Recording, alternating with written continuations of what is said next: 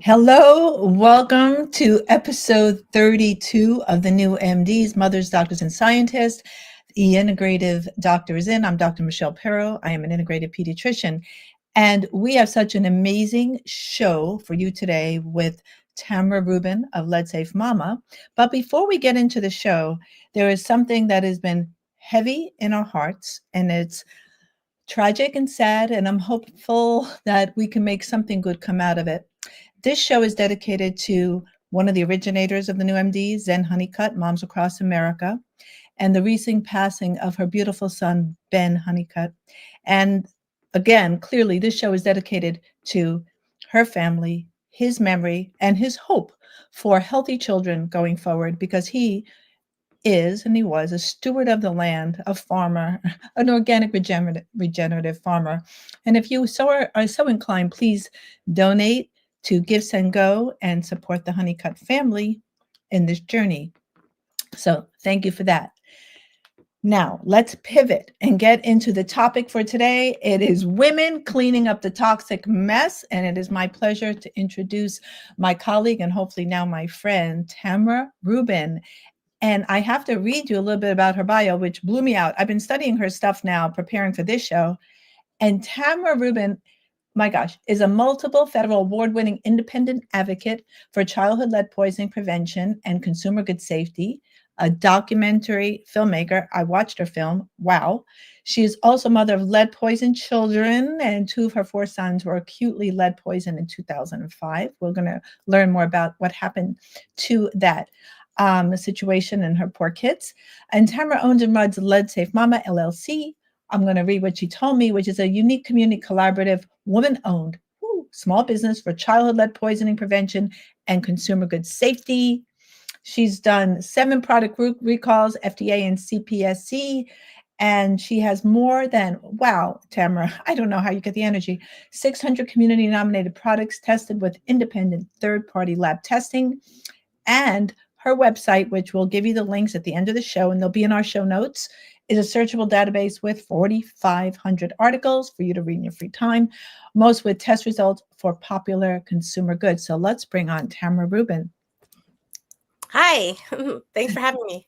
Oh my gosh, Tamara, what I've known about your work for a long time. I am so honored that you're here to chat with us today about something as a pediatrician near and dear to my heart is lead poisoning.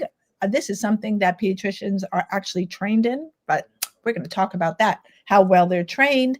And we just want to share you and your beautiful family. I think I want to start off, I have a million questions for you for this next hour, but tell us about your journey and how you arrived to be Lead Safe Mama. Can you give us a little bit of that backstory? Sure, I'll give you the abbreviated version of the last 20 years. And basically, 20 years ago this week, my son, who was 7 months old at the time, was acutely lead poisoned.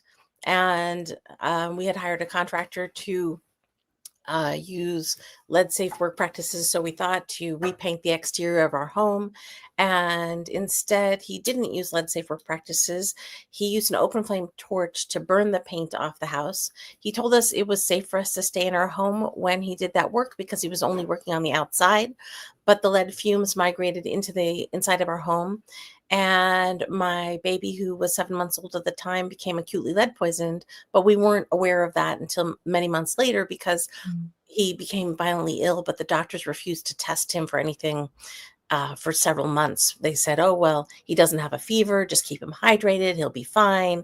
And finally, after both he and his older brother, who was 3 at the time, were ill for this extended period of time, I said to the doctors, you have to test them for everything. I don't care. Just we have to get to the bottom of this. I can't deal with this any longer. They've been so sick for so long. And it was a laborious kind of sick where they were vomiting and had diarrhea. And I was constantly cleaning and doing laundry to keep up with the messes. And it was too much. And so finally they brought the kids in, they tested my older son, and one of the tests they included was lead, and it turned out he was positive for lead. And then I said, hey, can we test the baby too? I just want to get a sense of, if my toddler's positive for lead, what about my baby? And they're like, no, you don't need to test the baby. He's under 1 year old. We only test children between the ages of 1 and 6, and there's probably no issue. And he wasn't crawling yet or anything like that. And I insisted. And then after they tested him that very same day, we got a call in the middle of the night saying, you have to move out of your home. Your baby has been acutely lead poisoned, and just move out with the clothes on your back. And so that was the beginning of our journey. And what I learned, and this is 20 years later now, is that there wasn't a lot of science-based, accurate, non-industry influenced information available to families. And I learned that pretty quickly when I was trying to understand what lead poisoning meant, how we should deal with it, what we should do to treat the concerns, the potential health concerns. And there was almost no answers online at the time. So I started creating websites. I had my initial website was mychildrenhaveleadpoisoning.com. And then I eventually morphed to Lead Safe Mama. And the focus and goal of our work is to provide science-based information to parents to help them make informed decisions for their children, hopefully as a preventative measure to prevent their children from being exposed to lead, and to prevent their children from having the impacts that my kids have. And the biggest question I get is, oh, but are your kids okay now? And blah, blah, blah, like along those lines.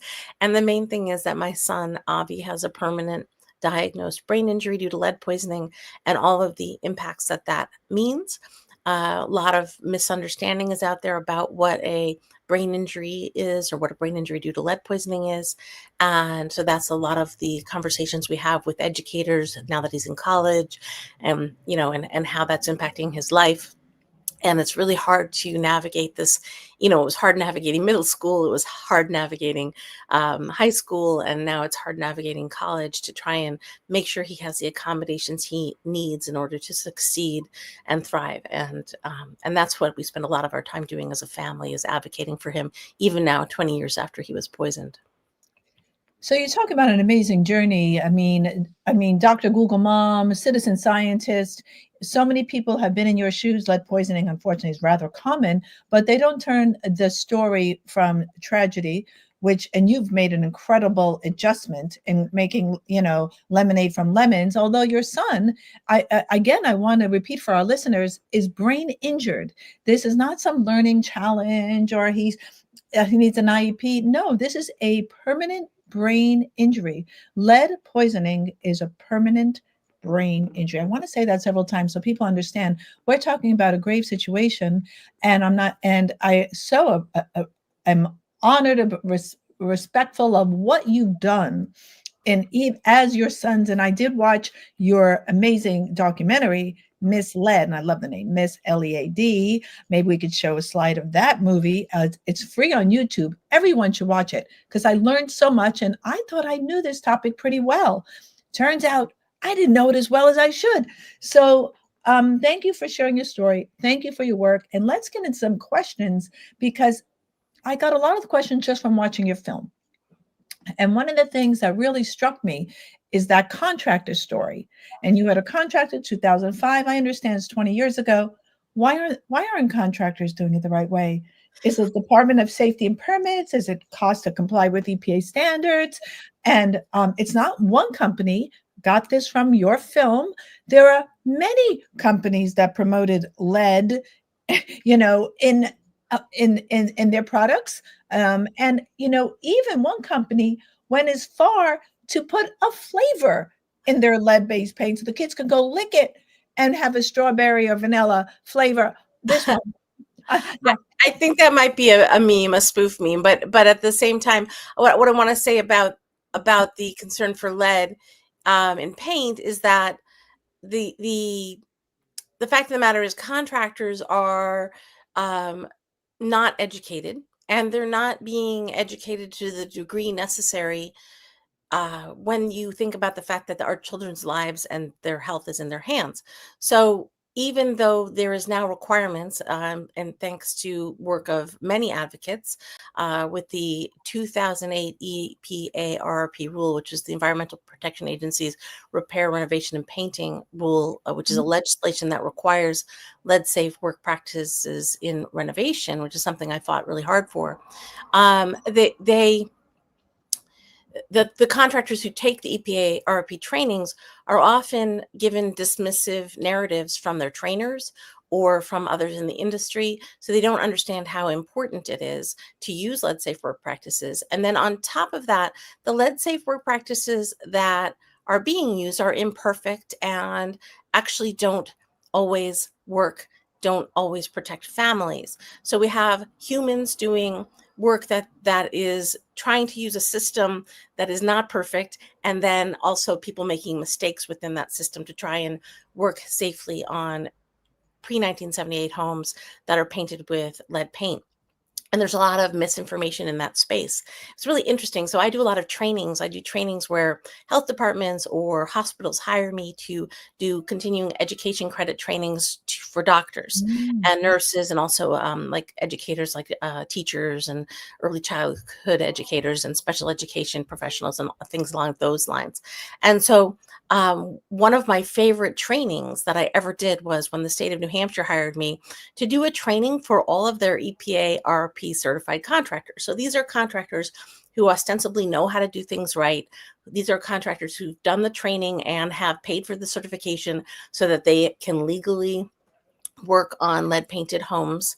And I thought, oh, they're going to throw tomatoes at me. It's going to be horrible.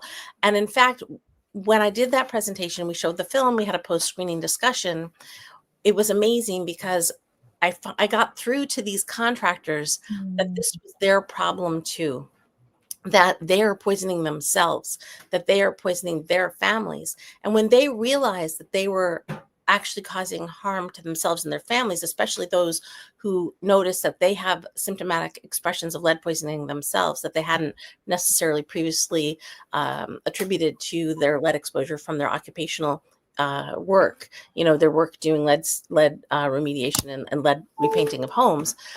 These adult men, many of them were in their 50s and 60s, were like, oh my God, I can't believe this. How come I didn't realize how serious this was?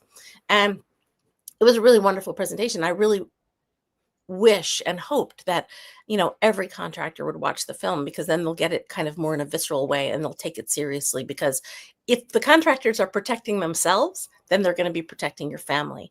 And what we have in a lot of cases is foremen who are overseeing the work of a team or crew, and only one person on the crew is certified or trained in lead safe work practices. And a lot of the workers are getting poisoned because they don't understand the seriousness of the issue. But again, if they did and they worked appropriately, we'd have much better outcomes. Instead, 20 years later, I'm still getting calls every day, calls or Instagram messages or, Facebook direct messages from families whose kids have been poisoned because they moved into their home after it was recently renovated. Well, why are their kids poisoned? We just renovated our home. And the reason is lead safe work practices weren't used and clearance testing wasn't done. And clearance testing is where you use scientific methodology to quantify the amount of lead in the dust that's remaining in the home after a renovation or before a renovation. And it's a simple thing, and it doesn't have to be very expensive. It's about $15 per test. But so many families don't understand how important it is to do. And they move into a recently renovated home that hasn't been cleaned in a lead safe way, and for which there hasn't been any clearance testing, and their kids get poisoned. And I think, that's the uphill battle we're facing in terms of educating every parent about the importance of using science to quantify risks, and not just saying, oh, well, the house looks clean, or, oh, it was just renovated, or, oh, I trust this contractor, and then we have, the leap into the consumer goods concern as well. But I think that, the more people who we can get on board with using science to quantify these risks for their families, and again, with contractors, for their customers and for themselves, the more progress we'll make, and the more quickly we'll make that progress. And you alluded to so many excellent points here, Tamara. And additionally, this idea that for parents, either moms or dads who work in industry, whether it's renovation and toxic chemicals that come home on the workers' clothes, or the worker themselves are poisoned, and pesticides. We know that, for example, agricultural workers bring those pesticides home on their clothing and cause injury, in particular cancers, Yeah. in their children. So this idea that, the worker is at risk, this is also something, and we're going to get into something about OSHA, but I want to hold that for a minute, that thought. Yeah. So I want to just show one slide here to show how behind the US was in terms of global lead removal from paint. Look at that. 1914, France was removing it. Australia jumped on board in 1917. They just did home paint and not industrial paint, by the way. Oh, 1978 for the US to get lead out of our paint. So all the homes that were painted prior to 1978, most likely have lead. And Yeah. as we renovate, and all this lead will go into the environment, not just affecting our children, but also affecting our animal companions, like Millie the dog, George Bush's dog that got lead poisoned. So this, I want to pivot to another topic because I have so much I want to cover, and it's just an hour today. But pediatricians, hold on, my people, so kinda, sorta, and I thought, well, we as pediatricians know we have to test for lead. I thought everyone had to be tested for lead, and it wasn't until I started researching for this show that I said, "Uh-oh, not every state has the same regulations." Yeah. So I just want to pop through a few quick slides, and then I want to get your thoughts on this because it was in your movie. So the Yeah. first of all is these federal guidelines, right? Yeah. And Medicaid says test 12 and 24 months. And the CD said recommends targeted testing based on risk factors, housing, exposure, zip codes. And let me show the next slide. And then I just have 3 slides on this. The next slide is that pediatricians also often follow the American Academy of Pediatrics Bright Future schedules, which uses those CDC and state guidance, which varies from state to state. So next slide, you can see that there are basically 3 categories: universal testing, where all children are tested, Medicaid children, and there's only a few states that have universal requirements. There's targeted testing in my great state of California, only if risk factors are present. How will you know if there's a risk factor? And hybrid policies, where some states have a combination of the two. So I wanted to put that out there so people, for this show, we got into some politics. I often don't. But what are your thoughts about this as somebody who's exploring this from a personal and now as a citizen scientist professional level? I'd love to hear your thoughts about this. Well, it's backwards. And, when we're talking about doing this type of testing, it's a canary in a coal mine situation. We're trying to find the lead poisoned kids so we can fix the problem after the fact, after those kids have been poisoned, which is a problem. It's a backwards way of looking at it. The best way to address this, I think, is with preconception and prenatal testing of women. And that's, get it before it's a problem. And that still can be a problem. You can still be finding it as a problem. I can touch on that a little bit more, but also to test universally all children. Now, of course, as with vaccines, there's hesitancy with getting a child tested. People don't understand why a child might need to be blood lead tested. But if you educate about the actual concern of lead poisoning and the potential impacts, and the fact that you're not putting anything into that child's body, you're just taking a very small amount of blood. Sometimes it's a finger stick, sometimes it's a venous straw, but it's a very small amount of blood to help you protect your kiddos, again, using science, then that's a really good place to start. And so with the prenatal preconception testing, the idea would be that if a mother or potential mother tests positive for lead in their blood during a regular OBGYN check, and I've always recommended that we consider offering it with pap smears, because if you have pap smears seen as a regular health intervention, preventative health intervention measure. And then you just add a finger stick blood test, or maybe a venous draw if you're doing another venous panel. That's getting women educated about this, because they're going to say, why do you want to test my blood for lead? Why are you doing this now? And then they'll have a chance to ask questions and learn about the fact that, well, if we can make sure that you don't test positive for lead in your blood before you get pregnant, then your baby will have a better health outcome in the long run. And then for those who are doing it from a prenatal perspective, if you are pregnant and you test positive for lead in your blood, then you have the opportunity to address these concerns before the baby comes, and hopefully the impacts will be minimal. Although prenatal exposure is significantly impactful, one of my kiddos was exposed in utero, and he has some of the more significant exposure impacts. But if you did prenatal testing, then the mom can say, "Oh my God, I tested positive for lead in my blood. I guess I better move, or maybe I should get my home tested." Or maybe I should get the consumer goods in my home tested if I live in a new construction home, or I should more closely examine my diet for dietary sources or other potential exposures.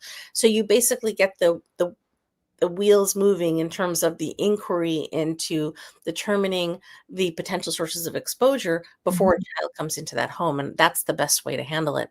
And then in terms of children, if we had, okay, so the issue with the standards that you cited there is that they're only looking at the concern from a housing exposure concern. And I work with families whose children have been poisoned. I do consulting one-on-one with families who have mysterious sources of lead exposure. And either they have me do a Zoom consult with them, or I come to their home. I travel all over the world to go to people's homes to help uncover mysterious sources of lead exposure. And if what we've learned during this past 20 years is that there are a lot of sources of lead exposure that are not housing based that can still cause significant exposure levels that lead to detrimental long-term health impacts on children.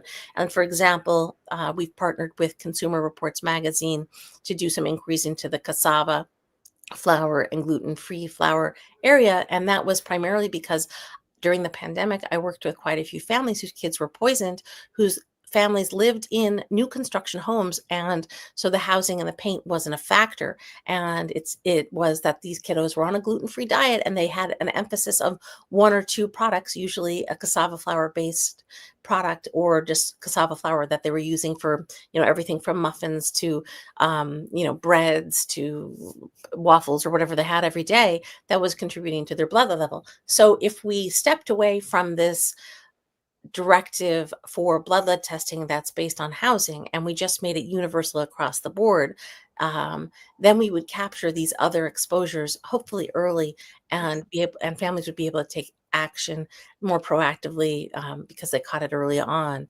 And if we didn't just limit it to people who had potentially housing exposure sources, or people who are on Medicaid or that sort of thing. So that's why I advocate for comprehensive blood lead testing for all children, regardless of their socioeconomic status, their demographics, their housing, their location of where they live in the city or the country. It doesn't matter. All kids have the potential to be exposed. And unfortunately, our best tool right now is getting blood lead testing done. And the simplest way to do that is to test every kiddo. And I also recommend, and some of the public agencies have taken up the language that we've been using for the past couple of decades, but we recommend that babies get tested before they start crawling, because that'll give you a baseline on if there are any exposures that are in your home that are not related to the child's mobility. So that would be like water exposures or breast milk exposures, or, exposures from other sources. And then the child should get tested shortly after they start crawling, just so you have, again, a baseline of, okay, if they're crawling and they've been crawling for a month or two and they test positive for lead in their blood, then, and they didn't test positive at their pre-crawling test, then you have lead dust concerns in your home. Hopefully you've been educated and may have done a test of the dust in your home prior to your kiddos being crawling. And then after that, annually, or depending on the results of that, every 6 months or annually through age 6, and then beyond that, annually through the teen years. And we get a lot of flack sometimes from parents and others, like, why should I test my kiddo through the teen years? And why should I test my kiddo past 6? The CDC says that 6 is the cutoff. Well, the cutoff of 6 years old is arbitrary. Kids can have long-term negative health impacts from lead exposure throughout their life, adults also.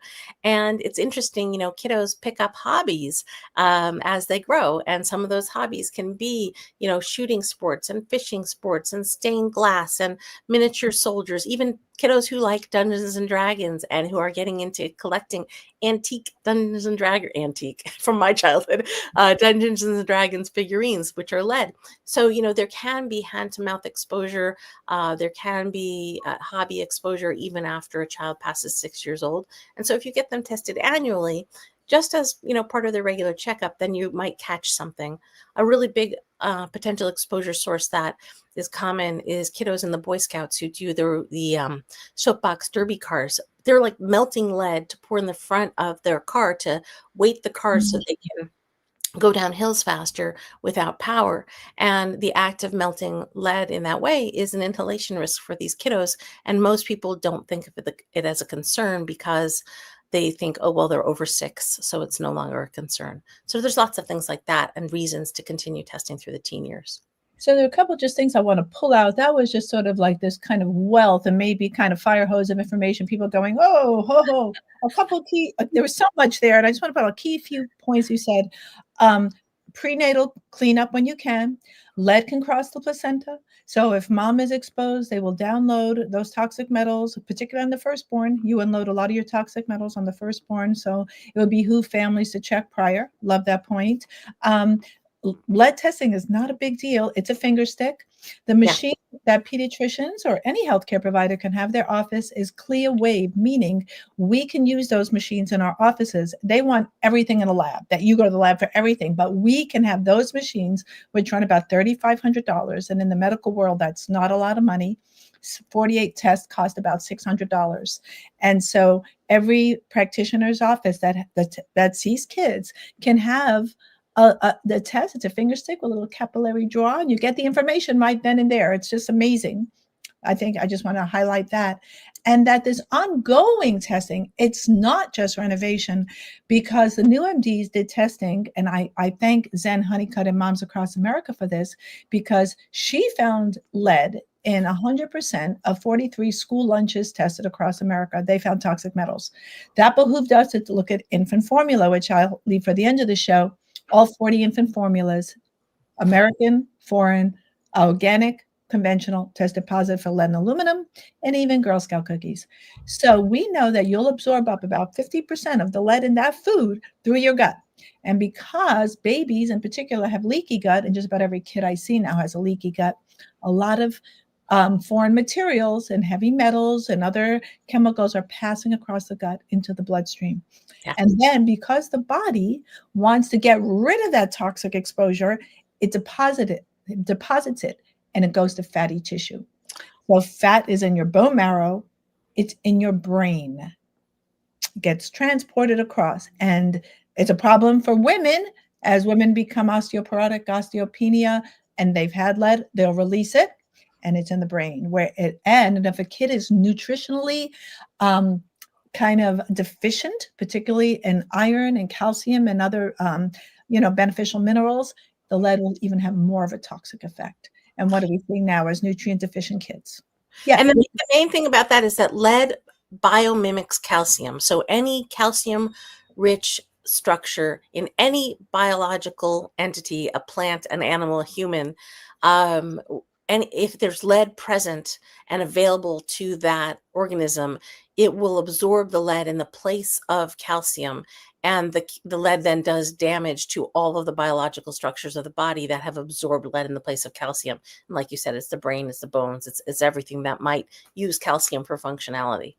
And that's why one of the treatments, which we're going to discuss in a little bit, is how you chelate and get rid of this lead, is calcium EDTA, because that calcium will draw the lead, right? So that's in one of the treatment protocols and how we get rid of the lead on kids who are exposed.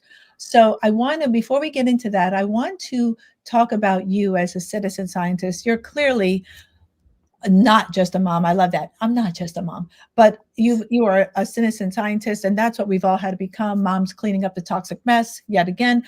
But I know from what you said in your film and from your history, and from many of us who've been fighting these battles against big ag, big telly, big pharma, big lead, is Yeah. that we've been targeted. That, Yeah. shoot the messenger. And I want to show just one slide of scientists Yeah. who've been literally denigrated, censored, as well as yourself. Can you share a little bit about that? Because those of us in the GMO space and pesticide space, people like myself, have experienced this. What are your thoughts on this, Tamara? Oh boy. It's been, it's kind of interesting. One of the reasons I am an effective advocate is because I try and always be positive, and I try and always give science-based solutions and help educate others to do the same. Like, okay, if you have concerns about XYZ, what science can you use? Can you do dust wipe sampling in your house? Can you test your water? Can you test your food? Can you research and ask for COAs on various products, certificates of analysis, to determine whether or not they have any toxicants? And, what can you learn using science? And so I have a positive outlook. And so when I was making my documentary, I did a whole section on all of these scientists who were persecuted and who were had their materials taken away, and who were made to seem like their science was junk science by industry. And it never occurred to me, because I have this positive outlook, that this could happen to me. I'm just like, yeah, why would I'm not doing anything that anyone might challenge. And that was the ignorance factor. So then, basically, what it happened to be. And what happened was, I had a nonprofit. The nonprofit won federal awards, and someone decided they wanted to take me down slightly, shortly after I did this presentation with Bernie Sanders in Flint, and I opened for Aaron Brockovich, which were like highlights in my advocacy career. Someone had made an anonymous complaint, and the complaint was fraudulent, and I was illegally arrested. I was handcuffed in my kitchen while homeschooling my disabled son, and hauled away in a black unmarked SUV, and not being told why they were arresting me. And then I had to spend, more than $300,000 fighting for my innocence. And I was told that, I couldn't afford to prove that I was innocent. I'm like, what do you mean I'm innocent? And, I believed in this false standard that you're innocent until proven guilty. That's not the way it works in the United States. You're accused of a crime, you're arrested, and then you have to show that you're innocent. It's the opposite. And so, it was a very harrowing experience. My civil rights were violated. And I realized, okay, yeah, this can happen to me. And it continues to happen, that in the end, all the charges were completely false, and the charges were dropped. And I sued the state of Oregon in federal court for multiple counts of civil rights violations. And Wow. it's a long story. That's like another movie. But I try and, again, continue to try and be positive about things.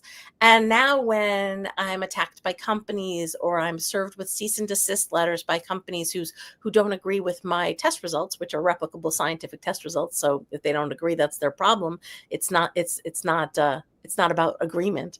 I don't have any concern, because I'm like, I've already been through the worst of it. And I think that, I'm lucky. I'm very lucky, because I'm white, and I originally was middle income before all this stuff went down. So, I had the resources, and I have the community online. We have last year we had over 2.3 million readers on my website, individual people reading the website. This year we're on track for about 3 million readers. And so when I needed help, when I was being attacked and accused, I posted on Facebook. I posted a picture of me and the arresting officer on Facebook, and I said, I'm being arrested and they won't tell me why. And for some reason, the officer let me take a selfie with him. I don't know if that was bizarre, but I'm lucky in that I have this community. And I think that if you're in this space where you're challenging the status quo, and you're questioning the science that's being backed by industry that is trying to say that unhealthy things are healthy, for example, if you're attacked in a way like I was, definitely don't be ashamed and reach out to your community for help, because they will rally behind you, because everyone wants justice, and everyone wants the health of children to be a priority. And the only people we're working against are really corporate bad actors that are making lots of money off the problem in one way or another. And that continues to happen every day. These corporate bad actors, they have children, they have grandchildren, they're human. It's a corporation. Your corporations are run by people. So I would also love for you to comment on Dr. Herbert Needleman. Yeah. You commented on him in your movie, and of course, my interest was piqued because he's a pediatrician. I didn't know his story, and I want to put up his study because I wasn't familiar with this study either. Shame on me, but I am now. But Yes. so you're familiar with his work. It was in your movie, and you don't have to go over his study, of course. But here is a professional, a pediatrician, who also reported the links between the brain challenges, the lower IQ, the neurologic issues and disturbances from children who are lead poisoned and the lead found in their baby teeth. Do you want to comment on this, Tamara? Yeah, I do. And again, he was using replicable science to draw conclusions that made sense, to help quantify, to try and come up with models that would be preventative to protect other children in the future.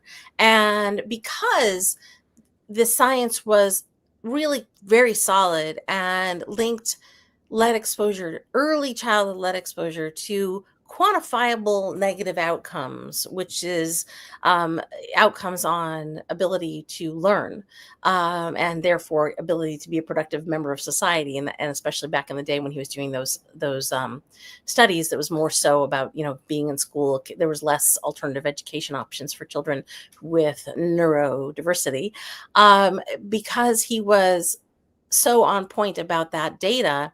He was attacked because the only thing the lead industry could think to do was, well, let's try and discredit this man and his work.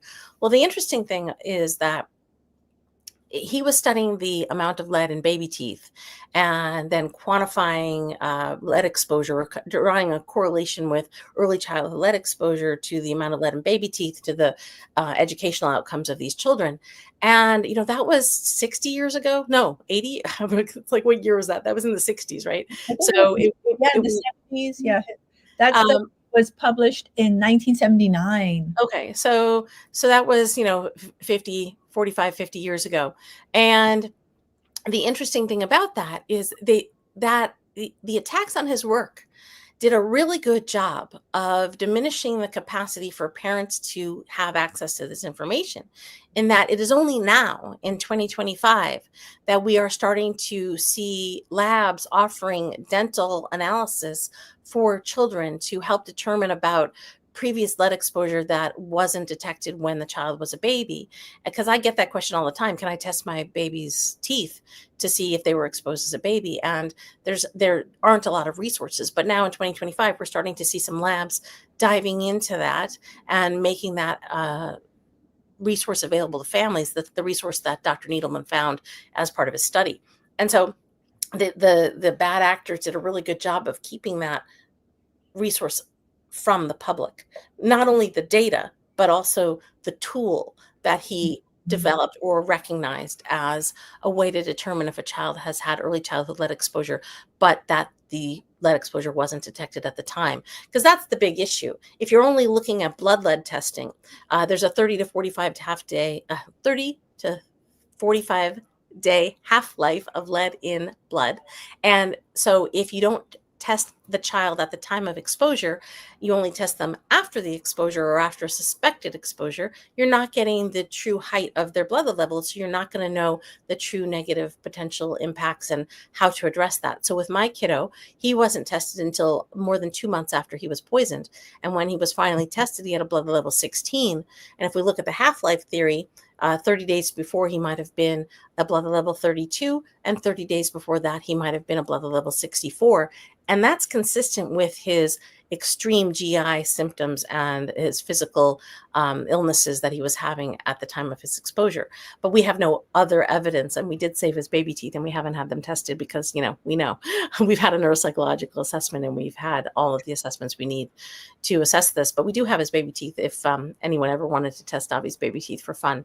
And we may do that because we're working with the lab right now who is diving into that. They haven't quite yet launched that program, but they hope to be launching the baby teeth testing program like in the next year.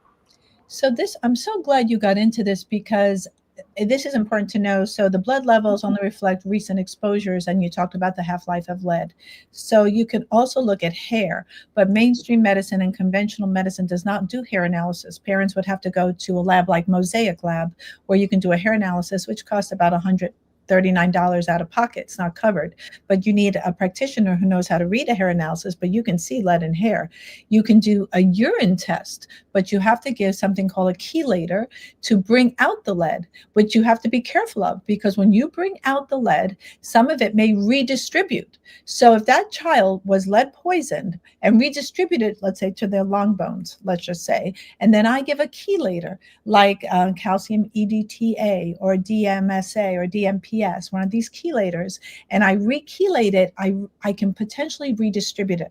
So you can really know how to work with a functional medicine practitioner, integrated practitioner, and or somebody who's well versed in toxic metal chelation, and take a look at these things. So this will bring us to another pivot point, Tamara, which is flowing unbelievably, that I want parents to know, and I read this and saw this on your website and in your movie, OSHA, and that there appears that parents can report, and we made a slide based from your movie on how parents can report, and this is right from you. Thank you very much. Everyone should know how to do this. This could be in your neighborhood. Maybe you have a construction site next door to your home that's going on. So talk a little bit about this, if you don't mind, please. And I actually have an excerpt of that portion of the video available on my website about reporting a violation. I think that the first thing to say is that this doesn't work in every location. It doesn't work in every state, but the more people who do it, the more it will work, because the OSHA is the organizing body that protects workers, right? And so we all want workers to be protected because they're our family members. They might be your father or your son or your uncle or your nephew, or your aunt or your whomever. So we want to protect workers. And interestingly enough, the worker protections available in America are stronger than the protections available to protect children from lead exposure. Mind blow. Yes. Yeah. So because the OSHA standards are more protective, mostly in protocol. They do allow higher blood levels in adult men, which is ridiculous.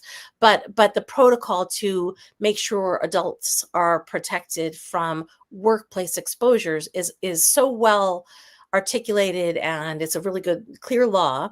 If you notice someone working on a house next to you or working on a school, and you see workers that aren't being protected, you might be concerned for the health and well-being of the children who live in the neighborhood or your child's health, but that doesn't matter to the state in most cases. Your best bet is to take a video, take a picture of the address. If there's work in progress, take a video, take a picture or video showing the truck that has the company name on it, or the shirts that the workmen are wearing with the company name on it, and report it to OSHA that the workmen aren't being appropriately protected. Mm-hmm. And that's a situation where the workers aren't wearing Tyvek suits if they're working on a pre-1978 structure and removing paint. And it doesn't matter if the place has been repainted previously.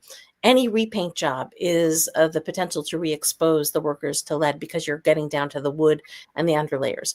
That can be they're not wearing a respirator, or they're only wearing like a mask like we used during the pandemic instead of a respirator. They should be wearing a respirator with cartridges on the side that has an air exchange and a filtration system if they're working on paint removal. They don't have tarps down. They're wearing street clothes. They don't have anything protecting them in terms of access to their cars. So they're going to be transferring lead dust from their work on a home or a building to their car. And then they're going to be bringing that home to their families.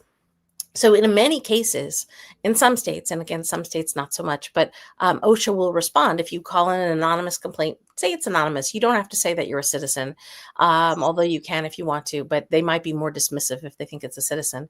And you say, hey, there are workers working on this site. I want to report this anonymously. They're not using lead-safe work practices. There are no worker protections in place to protect these workers from lead exposure, and I'd like you to come investigate right away. The nice thing is that OSHA is also a reasonable organization where if there's a violation, they'll come in and then they'll also try and help alleviate the problem and educate the contractors making the mistake. But even better is, and this isn't mentioned in the movie, if you know there's going to be a job site that's worked on near your home, talk to the contractors in advance of the work being done, talk to the people who own the structure, and tell them that they can call OSHA in advance of the work starting, and they will get free consulting from OSHA on how to make sure their workers are protected. So you're not calling after the fact, but you're preventing this kind of exposure from happening. And most contractors aren't aware that they can get free advice from OSHA.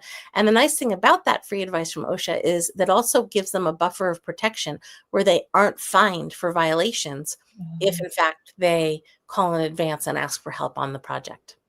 So prevention instead of treatment. You're speaking to near and dear to my heart. What a resource, something that most of us, I don't think, are familiar with. This information you shared is invaluable for people because who doesn't live in near a home painted before 1978? Or even if it was painted, as you mentioned, there can be previous paint jobs underneath, unbeknownst to, right? It could be your kid's school, it could be your neighborhood. And that dust, that leaded paint dust can go everywhere. It's not easily contained. Even when they do use tarps, it's not easily contained. So I had kids who were poisoned by various toxic metals who lived a mile away from a toxic dump site from the wind because they're in Petaluma, which is in our area.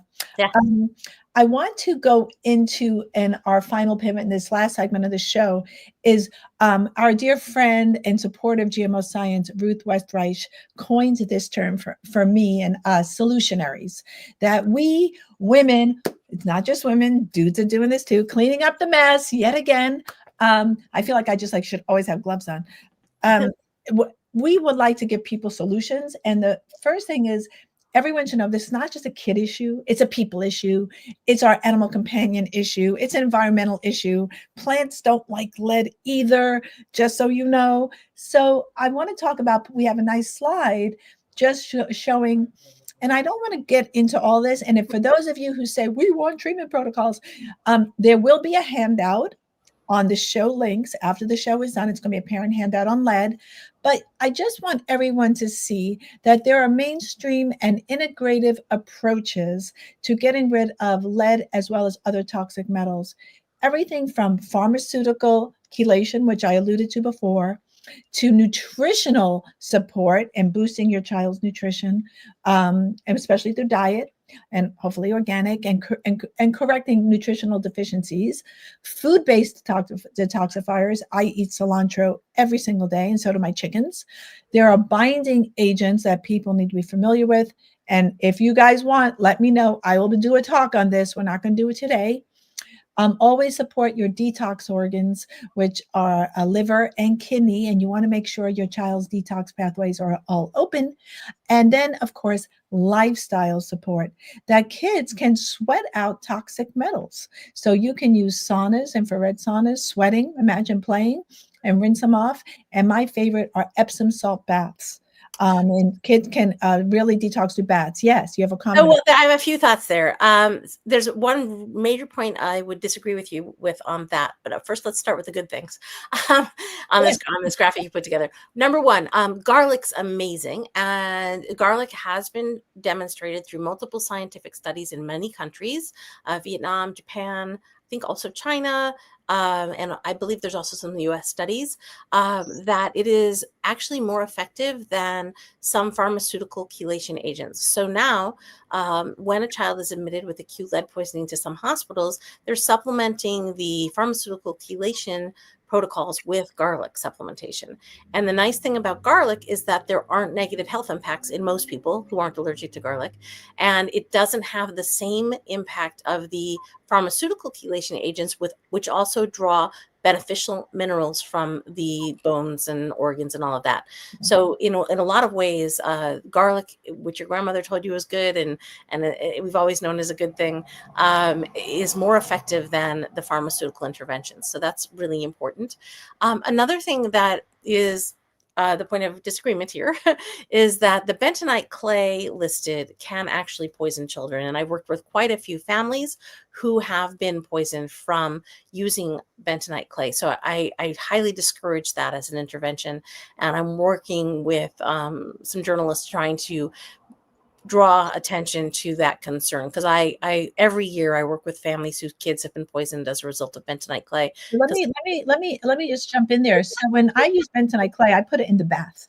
And it draws out and it binds. So for any product you use, any supplement, whether it's a zeolite, whether it's a citrus pectin, whether it's bentonite, it has to be vetted. And you can ask the company, any supplement company, for a spec sheet. And you can look and make sure they're not on California Prop 65. I just had a supplement that was on California Prop 65 and I sent it back. I said, no, thank you. And so if the company does not offer the spec sheet on their testing of toxic metals in their product, you shouldn't use it. Right. But charcoal and bentonite clay can be put into the bath and be drawn out. Once your kid has been in a bath with magnesium sulfate, which is Epsom salt and other things, which we can talk about, and you use bentonite clay, once the water cools, you have to rinse them off or reheat the water. Otherwise, they will reabsorb anything they've sweated out. So it's really key to keep the water hot, tolerable. Don't burn your child, people, and then rinse. So your thoughts? The other thought I have, and again, this is kind of a bit esoteric, but because there's not any studies written about it. It's something I've discovered through my work, and I have been trying to bring attention to, is that bathtubs are toxic. A lot of bathtubs are toxic. So if you have an enamel bathtub, a vintage enamel bathtub, like pre-1990, can have really high levels of lead, and newer, more modern enamel bathtubs post 1980 can have really high levels of antimony. So I've worked with quite a few families who were doing Epsom salt detox baths, who then ended up poisoned from their detox baths because they were doing their detox baths in an unsafe bathtub. The acrylic bathtubs are relatively inert from a heavy metals perspective and won't have that problem. So you can knock on your bathtub, with your hand and see if it's tell if it's kind of hollow sounding and sounds like it's acrylic, or you can try and stick a magnet to it to see if it's steel and might have an enamel coating. And I really highly recommend avoiding doing detox baths in an enamel coated bathtub, because unless you've had it tested and you know for sure that the enamel coating is free of antimony and free of lead. Otherwise, you can exacerbate the situation, because you're actually putting these these agents that extract things from humans and from other surfaces into water that is then being put, held in this vessel for a long period of time, 20, 30 minutes or longer sometimes, and can actually be extracting those metals, the antimony and the lead, from the enamel bathtubs. I educate so much. A tagline for my website is educate to regenerate. But why I love doing these interviews is I learn so much. I'm going to be 100% transparent here. I wasn't thinking enamel bathtubs. Thank you so much. I've looked at food products, cookware, water filters, and now there are simple lead tests you can buy on Amazon or wherever you buy them that you can see. There's those simple swabs. Thank you. Lead check. Yeah. And I've seen them on your website as well, Tamara. And and there will be links to all Tamara's materials and in our show notes. So just so you know, in case you miss something. So people, you can buy these lead checks and do a simple test. I saw you do it in the movie. I have them here in my own house where you just simply run on it and see if there's lead. But you also mentioned antimony. Yeah. That's another toxic metal. And gosh knows what else. Yeah. I also want to bring up this point, Tamara, that I mentioned previously, you talked about it. It's not just children. I want to point at women and cosmetics.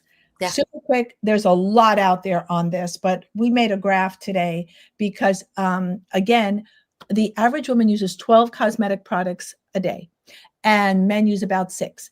And you can go on EWG, you can go madesafe.org. Stacy Malkin has a great book on this from US Right to Know. Tamara has lots of sources and resources for you on safer products that don't contain lead. Those beautiful red lipsticks that women wore, not great. So any comments about this before we begin our wind down wrap up? I'd say with all of these opportunities to help you on your path to learning about safer choices and making safer choices for your family, please approach them with a healthy degree of skepticism as well. And please understand what you're reading. Try and understand what you're reading. And the issue that we've seen is that a lot of the certification programs are only focused on certain aspects of the safety of products. And specifically, while EWG might have good ratings for some things, what we're finding is a lot of EWG verified products are testing positive for high levels of lead because EWG is verifying as safe some ingredients that in fact can be heavily lead contaminated. Recently, we've discovered several EWG verified mineral sunscreens that are zinc oxide based that have high levels of lead. We also discovered several toothpaste products that are EWG verified, and they have calcium carbonate or hydroxyapatite as primary ingredients, and those also can be very high in lead. And so, EWG only evaluates based on an ingredient profile, and in spite of the fact that we've been advocating and talking to them for years now and asking them to remove these generally recognized as safe ingredients from their safe list because they constantly have high levels of toxicants, they haven't done that yet. And so we're still advocating for that. And if you look up EWG verified on my website, you'll see some of these products. It's not all of the products. It's just a handful of products that usually have those ingredients. And we talk about the ingredients of concern on my website. And we have a letter up on my website that you can use as a draft asking EWG to remove these products from their safer choices list, from their #1 ratings, and from their verified lists. So hopefully that'll gain some traction in the coming months. Thank you. Thank you for that. So, in some final thoughts, I have a few last things to wrap up. I was very taken with your interview segment at the end of your movie with Noam Chomsky. You were excited about him. I'm excited about him. Who doesn't love Noam? And this is from your movie. He said the profits are being made by the corporations. They're the ones who make the policy. High-paid lobbyists control the regulatory agencies. Can you just share briefly, because we're running toward the end of our show here, what that was like, what you learned from Noam Chomsky, brilliant philosopher, author, researcher, brilliant mind. Can you just tickle our curiosity about that? Well, yeah, he is brilliant, and it's really sad that he's lost his capacity for speech right now because he had I believe it was a stroke. So, he's a gem. And if you're a younger person and you don't know who Noam Chomsky is, I encourage you to read his work. One might say that he's leftist, but really everything he talks about is bipartisan. It's humanist. It's about people over corporations and people over profits. And if you can kind of get past anything that you might have concerns about being political rhetoric one side or another, and look to Noam for a better understanding of how we are where we are now. He's been advocating since before the Vietnam War for putting people first. And it was really a once in a lifetime experience for me to have the opportunity to interview him for the film. And I felt I felt empowered, and I was also really thankful because the first person I called when I was illegally arrested for crimes I didn't commit was Noam Chomsky. I called him and I said, "Oh my God, this happened," and he's like, "Of course it happened." He's like, "You should have known," and it was fun because he's been a big fan of my work, and the closing quote of the film is, he said, "I love what you're doing. If more people would do this, we'd have a better world." And that's what he's about. And that's what is the message, is if we can all do our part, do a little bit, do our own research, understand the science, try and push our comfort zone in terms of what we're willing to learn about, and we all do a little bit to help protect children and people everywhere, we will have a better world. It's going to take a lot, and it's going to be generational, but it's worth doing because, the whole seventh generation policy, or I standard of, we're not doing it for us now, we're doing it for 7 generations down the line, and to make sure our grandchildren, our great grandchildren, their grandchildren all have healthier, happier, safer lives. This may be a beautiful place to wrap up. I'm going to run about like 3 minutes over. I really try to be respectful of people's time, because that was a beautiful way to put a closure, as if there is closure, on this idea of network building. And it's not just Tamara, it's not just me, it's not just any of us, it's all of us. Yes. This is time to remove ourselves from the couch, and we all can step in any way we can. We're all not going to become Tamara Rubin, you're amazing, but everybody can do something. I want to show you the next slide, something I did several years ago. I started this pediatric environmental health questionnaire. It lives on my website. I have 60 parent responses so far. When I get to 100, I'm going to publish your responses. You can see, just scroll through, Anne, our amazing producer backstage, some of the questions. That's where you find it. I will tally the results, and I want to have this incorporated in every pediatrician's office about what's making our children sick. Environmental toxicants, toxic metals at the top of the list. And I would then like to just pivot is how we contact you. We made a slide. It will be in our show notes with links. Tamara, did I cover it all here? Did Anne grab all the links? I mean, we didn't really get into the lab reports, but I do think that the lab reports we've been publishing, and we've tested about 600 products so far. I think we've published about 500 lab reports, and we've got a bunch more in the queue. I think, that the reason we're publishing lab reports for common popular products that are nominated by the Lead Safe Mama community is so that people have access to direct science. The lab reports are on our website, so you can evaluate whether or not you want to use a certain product. And I'm not going to tell you don't use this. It's rare that I'll tell you don't use this, but I'll say, well, this has a concerning amount of XYZ, and you might want to consider that. And another thing, going back to we talked about urine testing and hair testing. A great thing to do is have a urine test as a baseline, or have a hair test as a baseline. And if your urine or hair test is positive for high levels of arsenic, you might use that information to choose to avoid arsenic in your foods and supplements and other things. And if you don't test positive for concerning levels of that metal, then you might make a different choice. You're making choices for your family. We're not criticizing you for how you choose those approaches to what you're going to do. But if you can make those choices from a science-informed perspective, then everyone's going to be in a better place. And so we try and provide that free, not behind the paywall, direct available science to families to have access to that information, especially when companies won't provide that information. And I guess one final thing is we're going to be working on an app, and hopefully that app will be done by the end of this year, where you can look these things up really easily. But in the meantime, you can still look them up easily on the website. Well, before I'm going to say, first of all, a profound thank you, not just for appearing here today on the New MDs, but for your work, your commitment, your tenacity, your knowledge. It's phenomenal. It's mind-blowing. You're helping us all help our children, help our future. And, I just want to share, and I'll just going to wrap up with a brief film clip that I did, because we need to be supported for our work. Please support Tamara. Please support gmoscience.org. And please support Zen Honeycutt and Moms Across America in honor of her beautiful son, Ben Honeycutt. And that, again, this show is dedicated in loving memory of Ben. And I'd like to play, here's my info. Please feel free to support us. Buy me a coffee. I do like mochas, make our children healthy again. That's my mean. And I'm going to do a brief clip that I did because I got so incensed after seeing Zen Honeycutt's work on School Lunch, and your work as well. I've known about your work for decades, by the way, that the infant formula, I want to play a brief clip about infant formula because 40 of 40 were positive for lead and aluminum.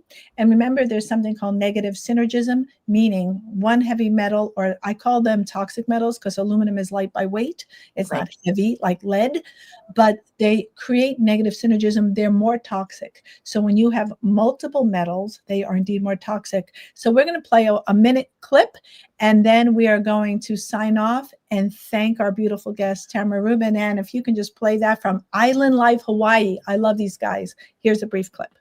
So let me ask you, does off-the-shelf infant formula have any nutritional value? It sure does. I don't want to create a wave of fear and panic over infant formula. These formulas have been crafted over many decades with certain nutrients, carbohydrate, fat, and protein ratios that are beneficial for babies. Added nutrients like some have probiotics, some have extra omega-3 fats or DHA that are good for babies' brains. But there are problems with the formulas like many of the other baby foods, which has come to light. Thank you for bringing that up, because the FDA is planning to increase testing for something that I was surprised to learn that is in baby formulas, heavy metals and other contaminants.